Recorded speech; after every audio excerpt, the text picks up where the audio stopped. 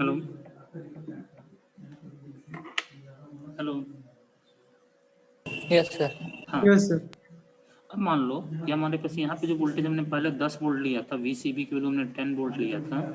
अब अगर हम इसको बढ़ा के 20 वोल्ट कर दें, now VCB equal to 20 volt कर दें, तो कलेक्टर जंक्शन का रिवर्स बायस वोल्टेज बढ़ जाएगा। Yes sir. और रिवर्स बायस वोल्टेज का मतलब बढ़ने का मतलब बेस विड्थ मॉड्यूलेशन आएगा, अर्ली इफेक्ट आएगा, तो उससे इमीटर करंट वैल्यू क्या हो जाएगी? बढ़ जाएगी। बढ़ जाएगी। तो कुछ ऐसा कर मिलेगा VCB इक्वल टू 20 वोल्ट के लिए। सिमिलरली अगर VCB इक्वल टू 5 वोल्ट लें, कुछ ऐसा कर मिलेगा VCB इक्वल टू 5 वोल्ट। ये कर पहले प्लॉट कर लो, फिर बता रहे हैं क्या हमारे पास अर्ली इफेक्ट था। कैसे हम उस चीज को डायग्राम से समझा रहे हैं यहाँ पे। ये 5, 10, 20 हम लिए हैं, कोई जरूरी नहीं आप यही लो, आप 5, 10, 15 भी ले सकते थे, 4, 10, 14 भी ले सकते थे। बस ये दिखाना है कि ऊपर जाने पर VCB की वैल्यू बढ़ने पे करंट बढ़ती जा रही है। अब ड्रॉ कर लिया कर। Yes sir. अब जरा मान लो एक वर्टिकल लाइन हम यहाँ पर ड्रॉ कर दें ऐसे।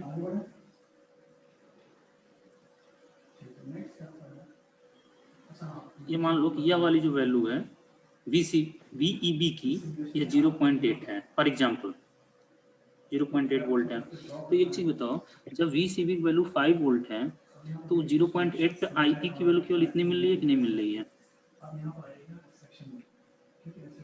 इतनी मतलब समझ रहे हैं, यह वाली वैल्यू। हेलो, डायग्राम दिख रहा है? Yes sir. Yes sir. अब उसी VEB पे 0.8 पे ही अगर VCB वैल्यू 10 वोल्ट कर लिया तो IE की वैल्यू बढ़ गई कि नहीं बढ़ गई? Yes sir. Yes sir. Same उसी VEB पे अगर VCB 20 वोल्ट कर लिया तो IE की वैल्यू और ज्यादा बढ़ गई कि नहीं बढ़ गई? Yes sir. तो क्या ये दिख रहा है कि अगर हम VCB की वैल्यू बढ़ा रहे हैं तो for same value of VEB emitter current की वैल्यू बढ़ रही है? Yes sir. Yes sir. भाई अगर मान लो 3 पैरामीटर हो तो किसी एक पैरामीटर का इफेक्ट आप ऑब्जर्व करना चाहते हो, दूसरे पैरामीटर कांस्टेंट मानोगे ना।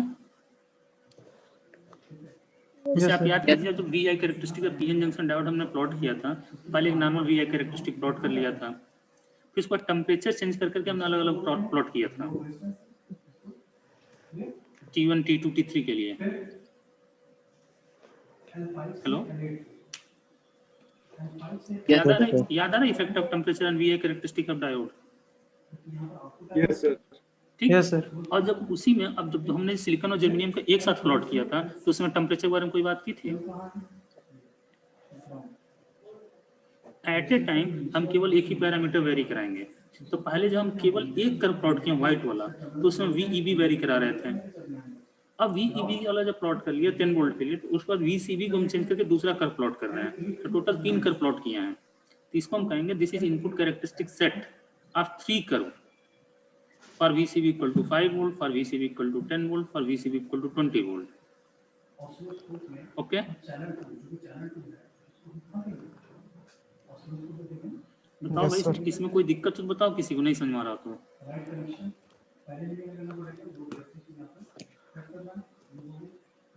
अगर बोलोगे नहीं तो नहीं मानेंगे, समझ में आ गया? आ गया सर। ठीक, आ गया सर। अब ये बताओ कि ये कौन सा कर्व था, इनपुट था कि आउटपुट था? इनपुट। तो इस समय अगर हम इनपुट रेजिस्टेंस लिखना चाहें, R in लिखना चाहें, रेजिस्टेंस इक्वल टू क्या होता है? Voltage upon current. तो उसे del V upon del I कर लें। Yes sir. और जब R in लिखे हो, इनपुट रेजिस्टेंस लिख रहे हो, तो इनपुट वोल्टेज लें। Yes input sir. वोल्टेज मतलब क्या है? VEB। VEB। और इनपुट करंट मतलब IE। तो कर्व में कितने पैरामीटर दिख रहे हैं? 2। इनपुट कैरेक्टरिस्टिक प्लॉट की उसमें कितने वेरिएबल दिख रहे हैं? 3 दिख रहे हैं। तीसरा कौन सा है? VCB। तो जब 2 के चेंज कर लेने जाओगे तो तीसरे को क्या मानोगे? कांस्टेंट। कांस्टेंट। अब ये बताओ कि ये जो भी रेजिस्टेंस है इमीटर बेस जंक्शन का है ना? Yes sir. और इमीटर बेस जंक्शन कैसा रखा था हमने, फॉरवर्ड की reverse? Forward. Emitter base junction forward और फॉरवर्ड बायस में कंडीशन में रेजिस्टेंस क्या होता है डायोड का? स्मॉल की लार्ज? 0. आइडियल के Small. लिए ना 0 होता है, प्रैक्टिकल के लिए तो स्मॉल होगा ना। Yes sir. This will be small, ठीक है। और आगे हम चलेंगे तो यही समझ में आएगा कि सबसे स्मॉलेस्ट होता है। 3 कॉन्फ़िगरेशन हमको डिस्कस करना ना, common emitter, common base, common collector. तो इन तीनों में कंपेयर करेंगे तो देखिए समझ में आएगा कि यही आगे चल के यही सबसे स्मॉलेस्ट होता है। ड्रॉ हो गया। अब आउटपुट कैरेक्टरिस्टिक की बात करें। Yes sir. देखिए आउटपुट कैरेक्टरिस्टिक किसके किसकी प्लॉट करनी है?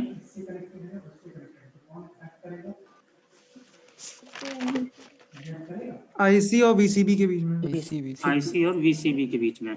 चलो थोड़ा बड़ा सा प्लॉट करते हैं, क्योंकि समझने के लिए हमें इसका थोड़ा सा बड़ा कर्व चाहिए। और अभी आप बता रहे थे कि सर एनपीएन ट्रांजिस्टर रहेगा तो पॉजिटिव रहेगा वीसीबी, आप लोगों ने कंक्लूड किया था। तो कंपेयर करके हम दिखाए थे। और वाई एक्सिस पर आईसी, आईसी किस ऑर्डर का होता है? Milliampere. अच्छा जरा इस कर्व को समझने से पहले जरा एक चीज बताओ कि कलेक्टर करंट में हमने बताया था collector current IC equal to होता है IC majority plus IC minority. तो उसमें आईसी मेजॉरिटी कहाँ से आ रहा था?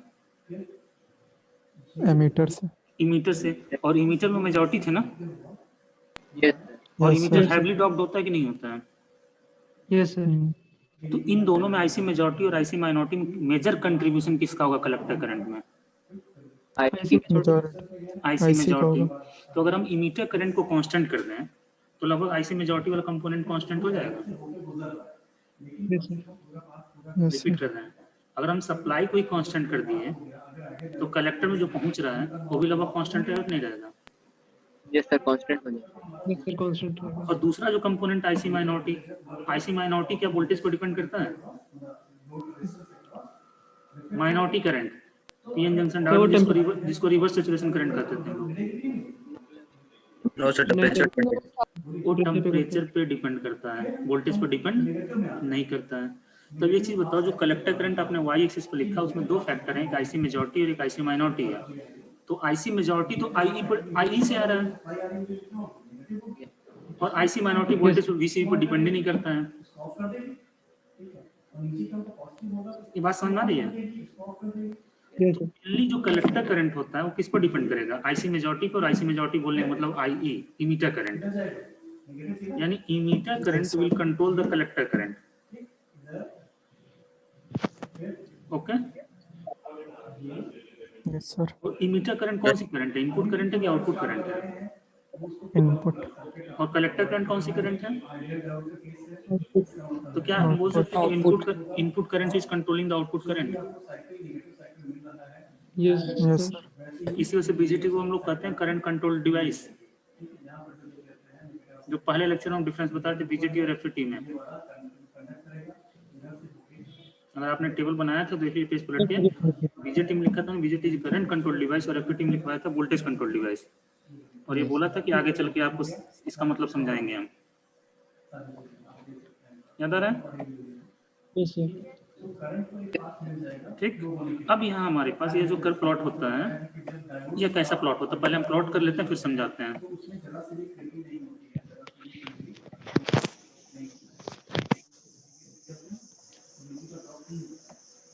यह जो कर्व मिलता है हमें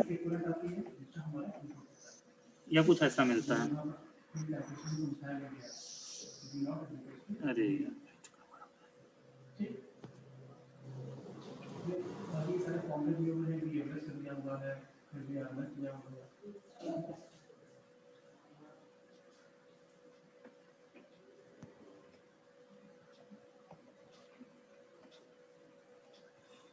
चलो हम दोबारा प्लॉट कर लेते हैं यहीं पे जहाँ पे भी स्क्रीन अभी अवेलेबल है। VCB वोल्ट 0 +5 +10 +15 +20 IC इन मिली एम्पियर। और कुछ लेवल यहाँ पे ले रहे हैं हम, यह 2 है इक्वी डिस्टेंस पे, या 4 है या 6 है या 8 है। ठीक है, कर्व कैसा प्लॉट होता है पहले हम उसको देख लेते हैं। एक यहाँ पे जस्ट एक्स एक्सिस के ऊपर होता है, मतलब ये ओवरलैप करता है एक्स एक्सिस के, बस समझने के लिए हमने अलग कलर से दिखा दिया तो थोड़ा सा अलग कलर से दिख रहा होगा। And this curve is for I E equal to 0 milliampere. ये जो दूसरा कर्व होता है वो कुछ ऐसे होता है। ये 2 का लेवल अगर हम ग्राफ पेपर मान के ऐसे डैश लाइन से ड्रॉ कर लें कि ये 2 का लेवल है, तो यह जो कर्व हमारे पास मिलता है ये इसके नीचे ही रहता है हमेशा। सबसे पहले उसने क्या बोला था कि आप रेजिस्टेंस जो लोड रेजिस्टेंस उसको सेट कर लीजिए। आप 500 ओम पे सेट कर लीजिए। ठीक है, यहाँ से हम ऑन, अब पूरी सर्किट हमारा ऑन हो गया। साइन वेव पे क्लिक करेंगे, सर्किट में क्या होगा, सिग्नल वाइट हो जाएगी और फिर ऑसिलोस्कोप पे देखते हैं तो आपको आउटपुट मिल जाएगा। ठीक, चैनल 1 यस यस, ठीक, चैनल 2 क्या मिलेगा, रेक्टिफाइड आउटपुट।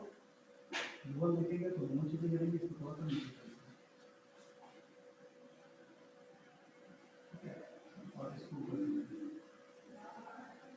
अभी ठीक है, कि पॉजिटिव हाफ साइकिल में क्या होगा, जो मिलेगा as it is, negative half cycle में भी आपको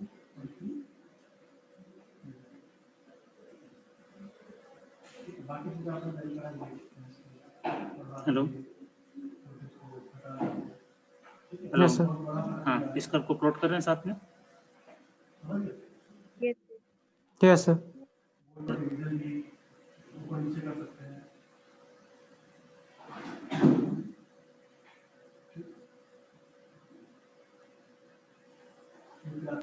ऑसिलोस्कोप के वो है आपके कंट्रोल्स। 8 वाला लेवल हम यहाँ ऊपर थोड़ा दिखा दिए। आप पर डिवीजन कितना वोल्टेज देखना चाहते हैं उस हिसाब से वो डिस्प्ले कर देगा।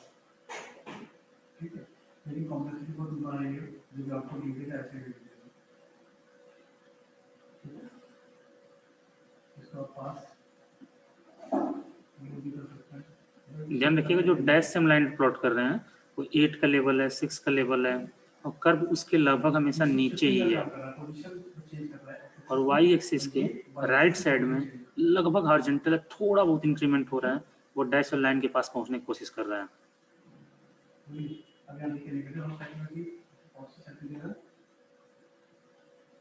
पहले इसको ड्रॉ कर लीजिए, फिर इसके बारे में हम लिखते हैं, इसमें लिख दे कंफ्यूज जाएंगे।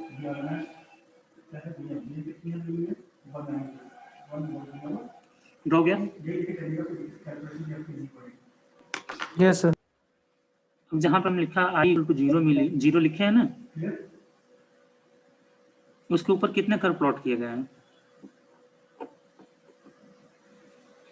4। तो जो पहला वाला एक तो 0 के लिए हो गया, उसके जस्ट ऊपर वाला जो कर्व वहाँ लिख लो I E equal to 2 milli ampere, I E equal to 2 milli ampere.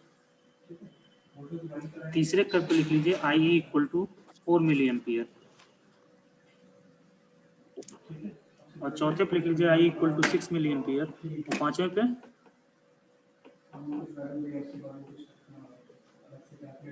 8 milli ampere. 8 milli ampere. अब हम जो बोल रहे थे कि जो कर्व प्लॉट करें हमेशा डैश लाइन के नीचे रहेगा, तो क्या कलेक्टर करंट मीटर करंट से कभी ज्यादा हो सकती है? No sir. सबसे बड़ी करंट कौन सी होती है? एमिटर। इमीटर। तो इमीटर करंट इक्वल टू कोई भी एक कर्व ले लो, अगर मान लो emitter current equal to 4 milli ampere लिए हो, तो आईसी का जो कर्व होगा हमेशा 4 से नीचे ही रहेगा कि नहीं रहेगा? Yes sir. इसीलिए हम बोल रहे थे कि ये जो कर्व प्लॉट करिएगा ये डैश लाइन के नीचे ही रहेगा, कोशिश करेगा उसे छूने की, लेकिन छू नहीं पाएगा। ठीक है, ड्रॉ हो गया? Yes. अब Yes, इसमें वाई एक्सिस के जो लेफ्ट साइड वाला पार्ट है उसको लिख लो cut off region, the part of the curve left to the Y axis.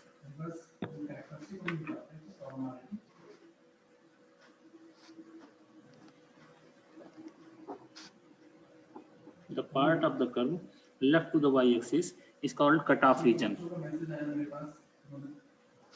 अच्छा, NPN ट्रांजिस्टर है, तो एक्टिव रीजन में ऑपरेट करने के लिए एक बार सुन लीजिए पहले, एनपीएन ट्रांजिस्टर को अगर एक्टिव रीजन में ऑपरेट करना चाहते हैं तो कलेक्टर बेस जंक्शन कैसा होना चाहिए? Reverse bias. Reverse biased. NPN जब विजुलाइज करो, कलेक्टर किस टाइप का है? N type. एन टाइप का। तो रिवर्स बायस करने के लिए कलेक्टर का वोल्टेज लेवल बेस से ज्यादा होना चाहिए। Yes sir. और कलेक्टर का वोल्टेज लेवल बेस से ज्यादा होगा तो वीसीबी की वैल्यू पॉजिटिव की नेगेटिव? पॉजिटिव। पॉजिटिव। यहाँ +5 +10 +15 दिखाए हैं। यस तो अगर Yes, sir. वाई एक्सिस के लेफ्ट साइड में बात करें तो वीसीबी कैसा हो जाएगा? नेगेटिव। नेगेटिव। और कलेक्ट वीसीबी नेगेटिव होने मतलब कलेक्टर पे जंक्शन कैसा हो जाएगा? फॉरवर्ड की रिवर्स? Forward bias. फॉरवर्ड। और दोनों जंक्शन फॉरवर्ड बस तो मोड ऑफ ऑपरेशन कौन सा होता था? एक्टिव नहीं, दोनों जंक्शन फॉरवर्ड बायस हैं। इस पर देखो, सैचुरेशन मोड। तो जो वाई एक्सिस के लेफ्ट साइड का रीजन उसे क्या सैचुरेशन रीजन कह सकते हैं? हमने कुछ गलत बोल दिया था क्या अभी? वाई एक्सिस के लेफ्ट साइड का जो रीजन होता है वो सैचुरेशन रीजन होता है। शायद हमने कट ऑफ बोल दिया था एक बार। Yes sir. हाँ, तो उसे सही कर लीजिएगा। वाई एक्सिस के लेफ्ट साइड का जो रीजन है सैचुरेशन रीजन है। ठीक है। सर रिपीट कर दीजिए एक बार। The part of the curve left to the y-axis is saturation region. इसी कर्व में शो कर लो, चाहो तो शेडिंग करके पेंसिल वेंसिल से। तरीका यही होता है कि यहीं पे दिखा लें आप।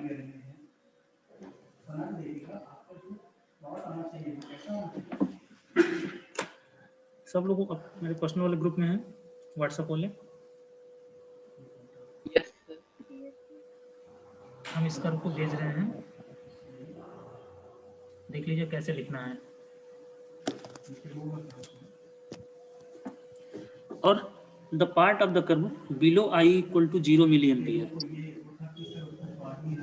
Is called cut off region. WhatsApp पे देखिए डायग्राम दिख रहा है। Yes sir yes sir. The part of the curve below I equal to 0 milliampere, जो नीचे वाला शेडिंग किया गया है, ये है ना, जो आई इक्वल टू 0 मिली एम्पियर के नीचे, यस सर उस पार्ट को कट ऑफ रीजन कहते हैं। और एक देखो वाई एक्सिस के पैरेलल में डैश लाइन ड्रॉ की गई है, जहाँ नीचे लिखे हैं VCB max, yes sir yes sir. उसके और वाई एक्सिस के बीच में और आई इक्वल टू 0 मिली एम्पियर के ऊपर का रीजन जो होता है उसे हम कहते हैं एक्टिव रीजन। 3 बाउंड्रीज की बता रहे हैं, वाई एक्सिस के राइट साइड जो वर्टिकल वाली डैश लाइन है उसके लेफ्ट साइड, और आई इक्वल टू 0 मिली एम्पियर से ऊपर वाले जो रीजन है इसको पूरा एक्टिव रीजन कहता है।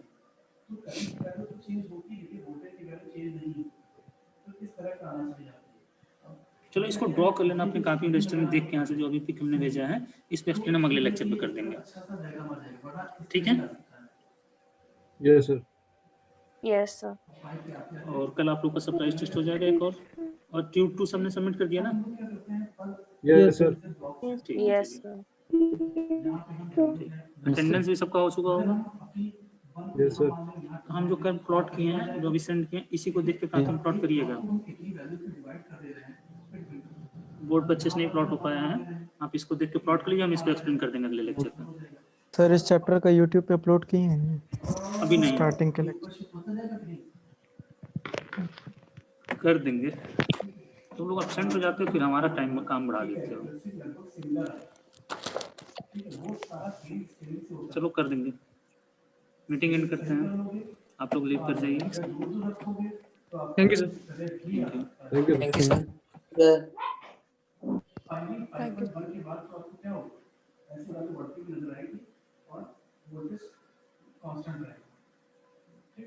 आप ये जो ट्रांजिएंट है ये वाला जो पोर्शन है, ठीक है, इसको यहाँ कैसे ला पाओगे?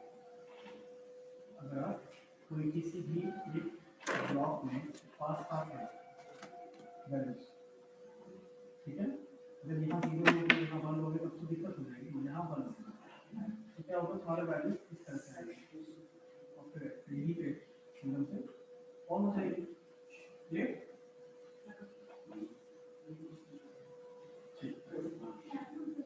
चलो फिर करते हैं।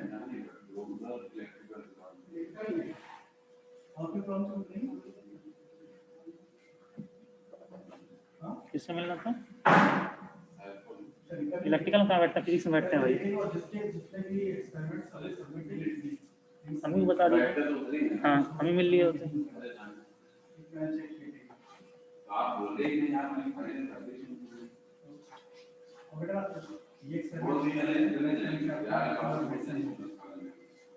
ठीक है 20 क्वेश्चन का मैथ का मिड सेम होगा 20 क्वेश्चन में दूंगा जितने एक्सपेरिमेंट आपके इससे रिलेटेड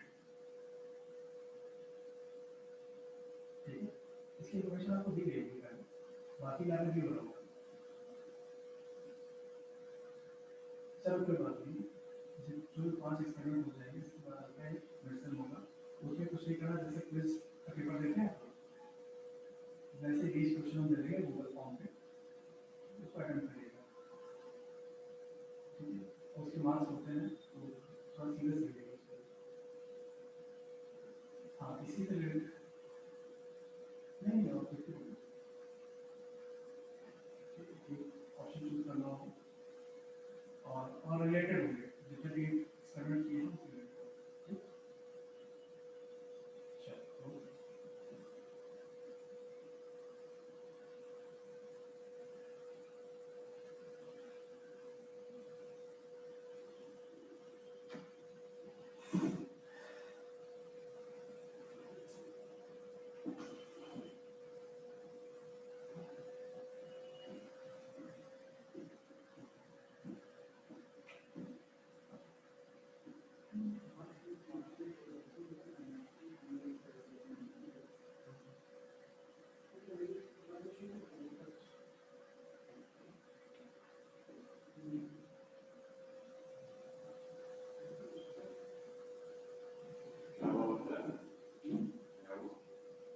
अभी जो पढ़ा एकदम आपने मीटिंग एंड कर रहे थे तो एक लड़का जैसे होता नहीं है कि कुछ सर्च कर रहा है तो उसने बोला एनआईटी हमीरपुर तो हमें कहीं जूम पे कुछ होता भी है क्या कि एनआईटी हमीरपुर मेरी मतलब कुछ प्रोफाइल वगैरह खुल रही है